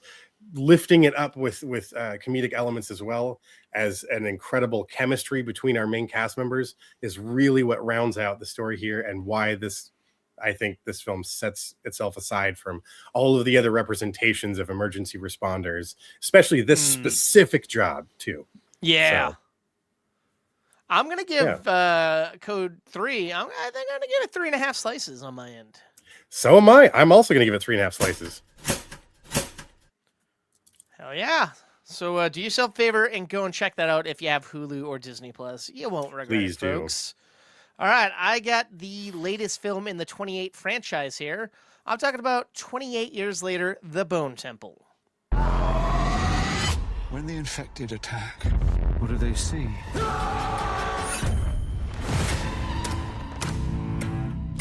I've been developing an idea. I believe the infection can be treated. And now, a leap into the unknown. 28 years later, The Bone Temple. All right, so I'm going to be as upfront as I can. I have a mixed feeling on the 28 franchise. I love 28 Days Later. Thought it was a revolutionary breath of fresh air for the zombie franchise, the zombie genre. Especially at a time where we were getting a lot of that. Yeah. It was kind of like, all right, we saw Dawn of the Dead, we saw the other ones, and it's like, what sets this apart? Fast zombies, interesting post-apocalyptic, one-man journey. And then 28 weeks later, it's like, oh, now there's colonies and people are living. And it's like, I guess that's interesting, but I was bored, saw it once, can't tell you what the hell happened in it. 28 years later, I was excited because we got back Alex Garland as the writer and, of course, Danny as the director. And I'm like, all right, so this is going to be a return to form, I think. And then I was kind of mixed. It felt like 3 movies shoved into one, kind of all over the place. Weird editing style, odd visuals, heart, but not too much heart. And then the movie ended on this wild, fucking bonkers, insane Power Rangers type ending that came out of the left field. I was like, all right. I was literally walking out of the theater because I know when a movie's about to end and I don't want to get stuck behind droves of people moving out of the theater. But that came and I just froze in my spot. And I'm like, holy shit. I'm on board again for this fucking crazy movie. I need to see what the next one is because I know this was supposed to be a trilogy and they shot 20 years later and The Bone Temple back to back. And of course we didn't get the original director back because you don't have time to do 2 movies back to back and release them consecutively like that. So they brought Nia DaCosta in for this one. And I got to tell you, it's interesting because we're seeing characters who we saw in the last movie. We're seeing essentially our last movie was about this young boy learning to deal with the realities of life and how some people lie and then coming to terms with death and just becoming a man. And then now we're watching this boy be initiated into essentially this satanic gang that's just going through and killing people and worshiping Satan. And this boy is trapped. He tried leaving and it's hard for him. And he's seeing all these people doing heinous things. And he's a young boy. And then on the flip side, we're seeing this doctor who essentially told him his mom had cancer in the last movie and kind of put his mother to sleep in a way. And this beautiful doctor doing this thing and bring catharticism to this young boy's life. And we're seeing how he's kind of lonely. We're seeing him go through the motions, living his life on the outside. Yeah. And then he befriends the Alpha, which is this like giant, big hanging dick zombie that's been fucking people up in the last movie. He fucking rips people's heads out with their spines. It's insane. But Jesus. the doctor finds a way to tame him, and he's trying to work on him, and he's befriending him, and it's this beautiful friendship that's kind of growing. But then, of course, our two worlds are slowly coalescing here, and the stories come together. And it becomes like, oh, this is interesting. Like, we're seeing two very different things happening and coming together in this weird, beautiful, intense, fucked up story. Like, I'm saying a lot. I'm sorry. I'm trying not to spoil things, but like, there's so many weird twists and turns that I was thoroughly enjoyed. This brought me back on board to this franchise. I'm like, all right, I was off for 2 movies, but I am back on board. And there's some wild shit. It's gory as fuck. There's stellar performances, man. As the head of this like gang, the Jimmies in the Five Fingers, we have Jack O'Connell playing this satanic piece of shit, fucked up character, and he's just killing it. And then as the doctor, we get Ray Fiennes, and he's just beautiful and just giving a powerful performance. And this young boy, Lewis Ashburn, playing the young boy Spike, he's kind of sidelined. He's not doing as much as he got to do in the last movie, but that's fine. Oh. And then we're meeting other characters in this world, and we're kind of getting different points of views and people questioning everything, and it's kind of cool. It's beautiful. Now, does it live up to where the last one ended? No. Like, that was so wild and crazy, and then you're seeing this gang do some weird things, but it's not as crazy as the last movie ended. Interesting. And that's fine. And this movie feels a little more grounded compared to the... Well, that's not true, because the last movie was very fucking grounded. It feels a little more focused and streamlined opposed to the last movie. Okay. The last movie was known for being shot on iPhones. This one feels like it was shot on regular cameras. It looked a little more crisper. It had a great soundtrack. And then the editing style was a lot smoother. The action and gore was great. I really, really dug 28 Years Later, The Bone Temple. And of course, right before it came out, there was positive reviews. People are kind of mixed on this one still, but they greenlit the third one in the franchise. And before this movie ends, it kind of brings everything back into the forefront and ties into that first movie in an interesting way that I think audience members will like. I'm going to give 28 Years Later, The Bone Temple 3 slices of toast. Okay. So if you're on edge, it's like you can breathe a bit. This movie is different. And honestly, you don't even have to have seen the last any of these movies. You can go in cold to this and still understand what's going on. It would help if you saw the last movie, but it's not necessary. I don't know. Interesting. That is cool though. It's the one. There's been so much advertising in town around us that I'm like, I feel like there was almost more for this one than there was for 28 Years Later. Yeah. Even though I saw way more trailers for 28 Years Later, Bone Temple, it's like, it's weird. They almost did the inverse. I saw way more billboards, bus ads and stuff. It slowly started seeping into my Instagram and Reddit feeds. And I'm like, oh shit. Okay. But I was just kept wondering. I'm like, but what is, this is like in the world of the 28 laters. I was intrigued, but I'm like, oh, is this too deep a cut? I'm not going to know what's going on. So I'm very excited to hear that it's not so like out in their universe that you'll be lost if you just try to go and give it a shot. So, and it's funny, before I went to see this, I know they recently added 28 Years Later to, I think, Hulu and Disney Plus. And my fiance Sarah doesn't like going to the movies, and she wanted to see it because she likes the others. When I saw it, I'm like, the movie fucking sucks. I don't think you're going to like it, but you could. So she's like, I want to see it. And we played it. She was so checked out. She hated it. And I'm like, yep. All right. I'm finally, I think you can trust me when I'm telling you some movies just aren't worth your time. Yeah. I don't like I do it for my fun time. I don't know. But I was so shocked when I came out of this movie being like, holy fuck. They won me over. It was actually somehow. good. Nice. Yeah. Well, that's cool. All the stuff with Fines, I just the makeup, wardrobe, all the little bits I've been seeing, it's like fucking gritty. I like the look of it. it doesn't make any sense. Like, he had a distinguished look in the last movie. Like, you'll start the first movie, and you know he's in it. He's got a title card and stuff, and then you forget because he comes in so late, and he has a distinguished look there. But all the promos, like this poster on our show here, it's like, what? That doesn't look like his character at all. But there's a reason, and that's like the focal, like, big set piece of the movie that is just so insanely crazy, but perfect for this movie. And I want so bad to talk about this scene in particular, but that would spoil it. Man, see, that's what's wild, because that's the billboard down the street from you right now. Is that shot you have? I'm just like, gee, and it's so striking. I just like I can't help but stare at it every time I walk by. And you could think of a million different things of what's happening here, and that's totally not it, right? Yeah. You got to see it to believe it, and it's like, holy shit. That's cool. Like, that's cool. I like hearing that. Yeah. So if you ever get a chance, I would love to hear your take if you check out these two movies. Yeah, for sure. Like Lionsgate did with The Strangers, I think they should do with the 28 Years trilogy. They should cut a nice one full fleshed movie. That'd be interesting. Okay. But cut things out. Like make a nice 2-hour movie out of these three. And I'm saying that without seeing, like, the way this movie ends, it feels like it's going to be different from the original the first two movies, and more akin with the first movie.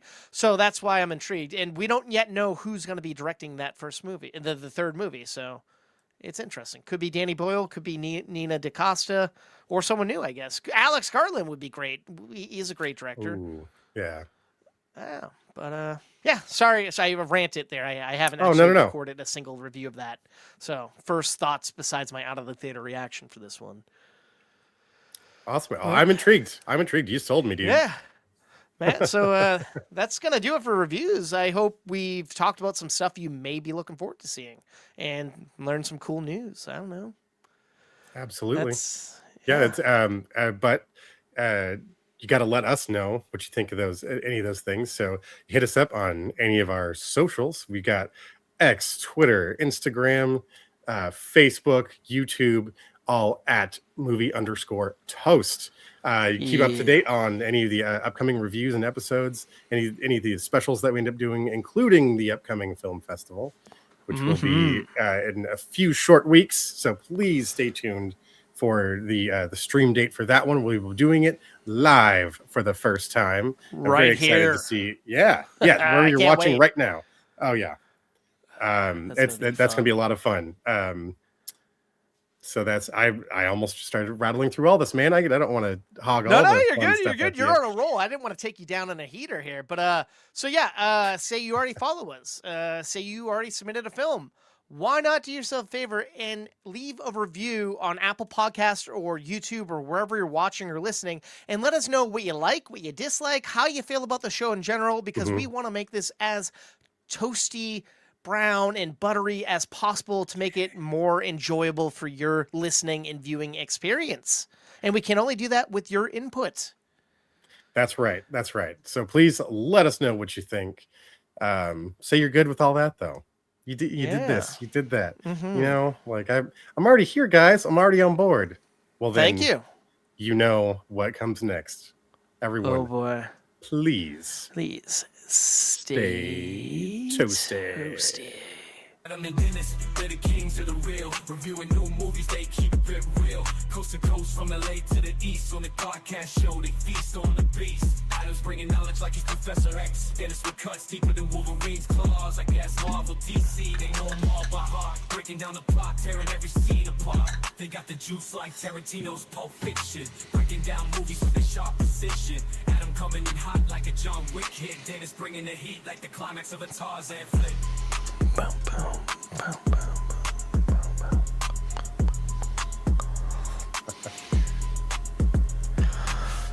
Hold the phone here, folks. I did read something about this, but in our comment section here, a friend of the show, Rick Tomeo, has broke some news here that the Oreo Shamrock Shake are coming to McDonald's soon.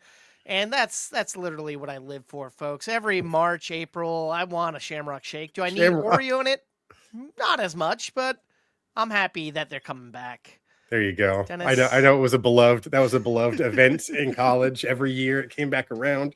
Boy, we were stopping to get a Shamrock Shake. Dude, I was kind of sad. It's been a while since McDonald's has done a eggnog milkshake. Normally around Christmas, Ooh, the that holidays, sounds they good. bring out the eggnog, but they haven't done that in, I was going to say decades, months, but maybe years. So the Shamrock seems Days. to be a mainstay. Dude, I Yeah, wish of it were course. days. That's that one they repeat. Yeah, it's a classic. I think they do That's like more the harm than McRib. good You if know they it's got rid of coming. that. Yeah, Yeah. of course. Yeah, always.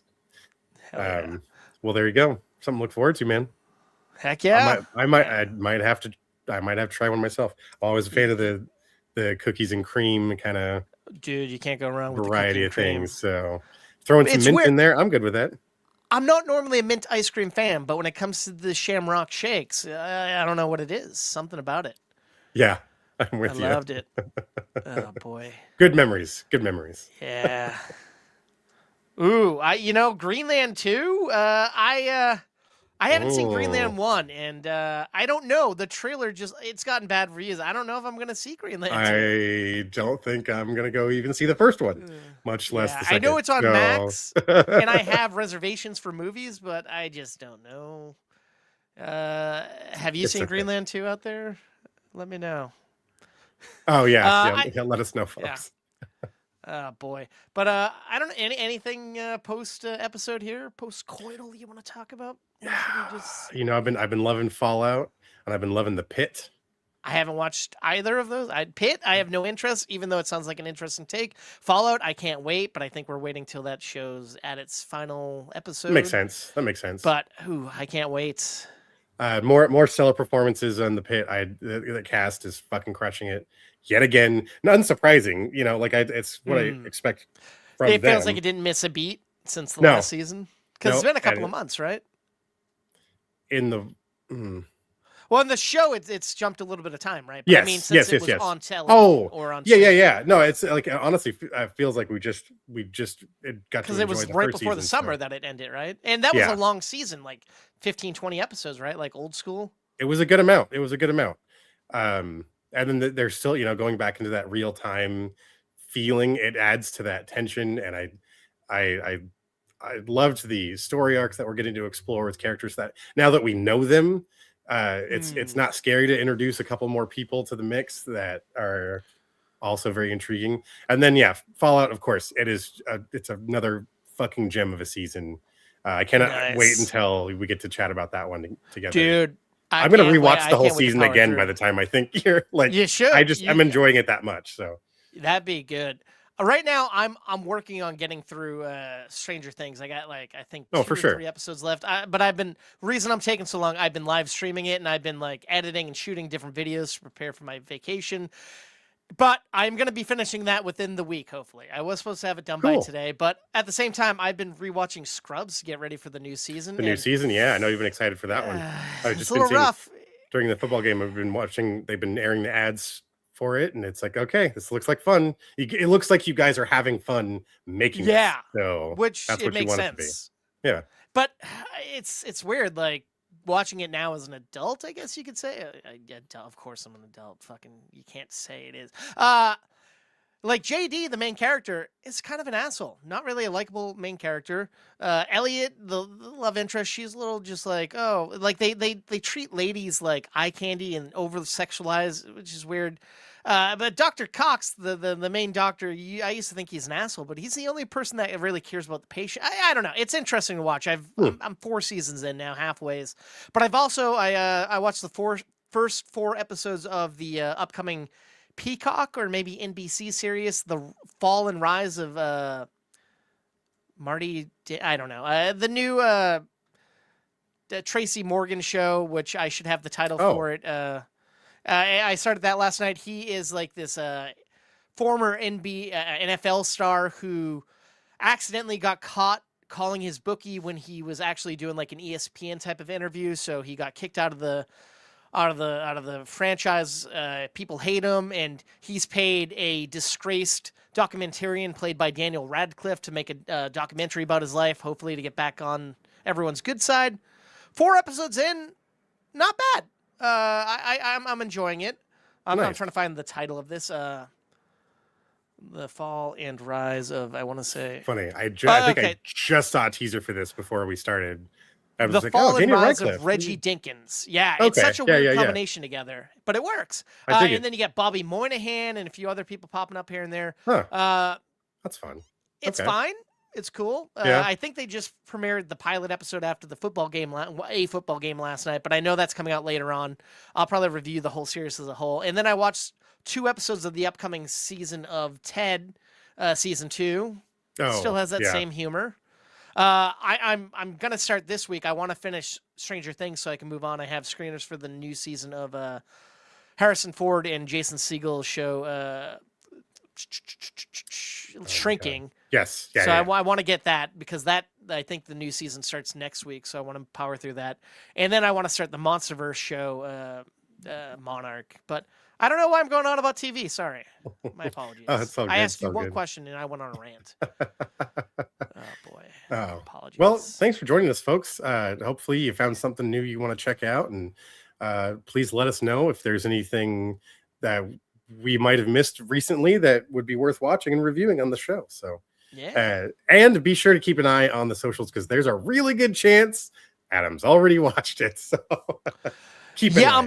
I'm late to the game, but things are always pouring through. A new review, a trailer reaction, something's always popping up around, or Always, clips yeah. of the show if you don't want to watch all of it at once, like it's the Strangers. So go get a Shamrock Shake and enjoy your life. Unless you're lactose intolerant, go get one and enjoy the toilet after.